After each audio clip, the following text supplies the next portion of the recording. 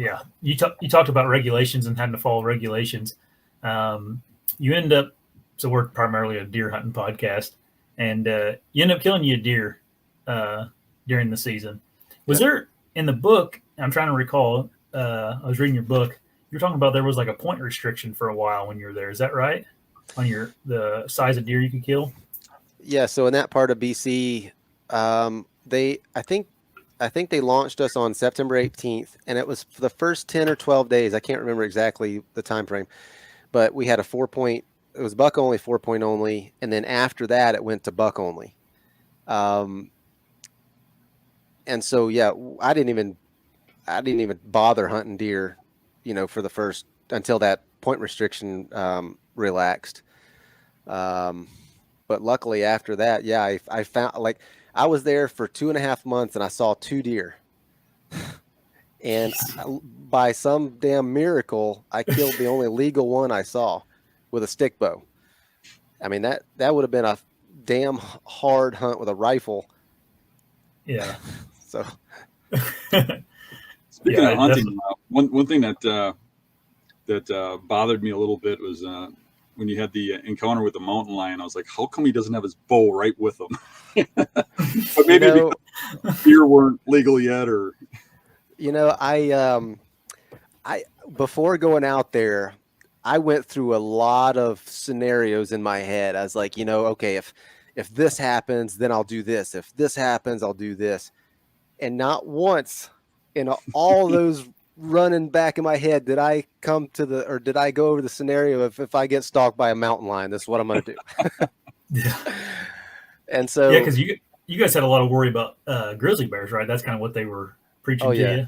yeah, Yeah, there were grizzly bears everywhere, and I had several really close calls with yeah. grizz. you had to spray one, didn't you? I sprayed. Yeah, I had. This was sometime in October. I can't remember. We had just got a big dump of fresh powder. We had like a foot of fresh powder on the ground, and I was going to go fishing that morning. And instead of, I usually would, if I was going to go fishing, I'd go out and take a right and go to the south along the lake shore to my fishing hole. But if I walked a little bit farther, there was a little point where I could see way up the north way up to the north on the lake shore.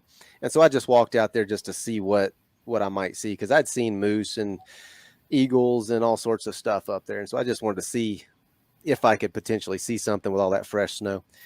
And I looked, I don't know, 500 yards, 500 yards up the beach, and there was a grizzly walking down the lake shore coming to my area. And I figured he would just come right by. And I wanted to get some good footage of him. But the problem was all I had with me was a little kind of a crappy little JVC camera. And so I ran back up to my shack, which was only like 50 yards away, and got the other bigger camera. And while I was up there, I figured out the batteries, the mic batteries were dead. So you're fiddling around with that crap, trying to get the new bike batteries and all that stuff. And I went back down to the lake shore, and I didn't see the bear anymore. And so I figured, well, he just went into the woods and he's still coming my way. I'll just walk down the beach a little way, cut some distance, and then I'm going to cut into the woods, and I'm just going to get set up and let him walk right by me. I'll have the wind on him. If everything works out, he's going to walk right by me. I'll get some great footage. He'll never know I was there. And I did that. I walked down the beach maybe 75 or 100 yards and cut into the woods, and I made it 15 or 20 yards in the woods, and I'm looking at my feet. There's a smoking hot grizzly trail.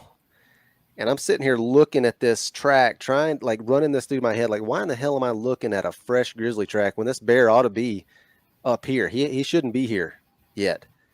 And then out of the corner of my eye, I see a flash of brown, and I turn to look, and this freaking bear is like full on running right dead at me. I had my bow in my left hand, the camera in the right hand, I had bear spray on my hip. I threw my bow down, switched the camera to the left hand, pulled out my bear spray with the right, and there was a big fir tree between me and the bear, and I ran up to that fir tree to try to get some cover in case this bear was serious. Set the camera down and had it kind of pointed towards the bear. And he stopped at maybe 25 feet just on the other side of that fir tree. And the tree was obscuring him a little bit. I couldn't really tell what he was doing, but I knew, like, the next thing I know, he makes a move, and I just point my bear spray over to the left-hand side of that tree the way he was going. I hose that whole area down. And next thing I know, he's taking off on his way out.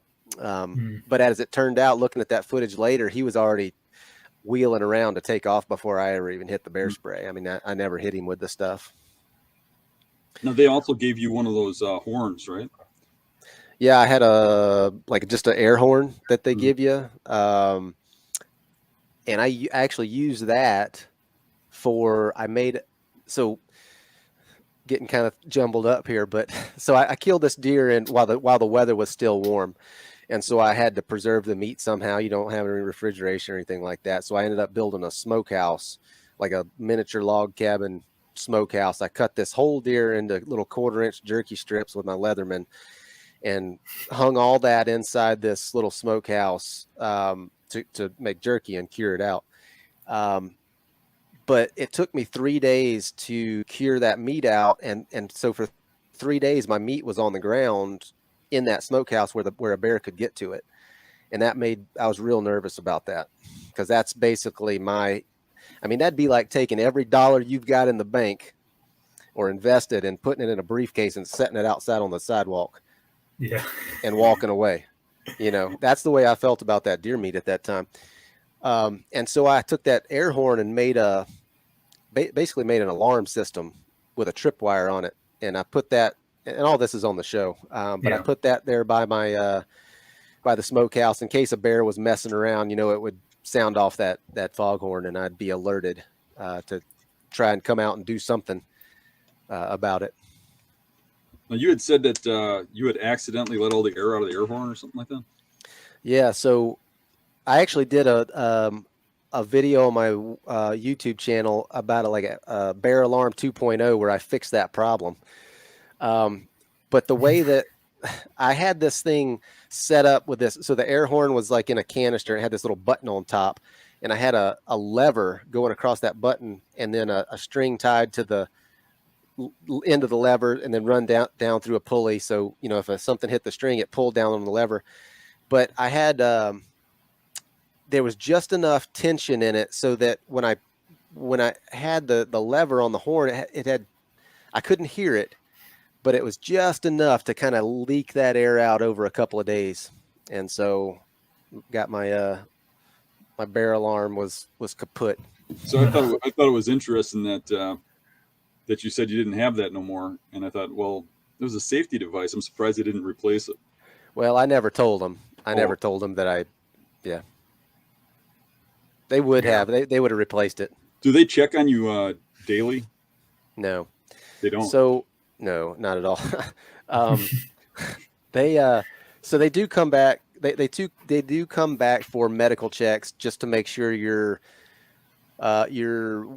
healthy enough to continue. And then during that time, they give you new batteries and new media cards. And so the frequency of those medical checks varies as the season goes on. And so early in the season, I think the longest I ever went without seeing anybody was about 3 weeks or so. Oh, really? Yep. But as the season goes on, and people's body conditions start to deteriorate, those med checks come more frequently. And so they're towards the end of the season, they're coming out every 7 to 10 days or so to check on you. And of course you've got, you have the sat phone, so if anything goes wrong, you can call them and they'll come and get you immediately as long as the weather permits. I mean, there has been times in past seasons where people have called and they just can't get there because it's a true wilderness setting, and you got weather and all sorts of stuff, logistics to account for.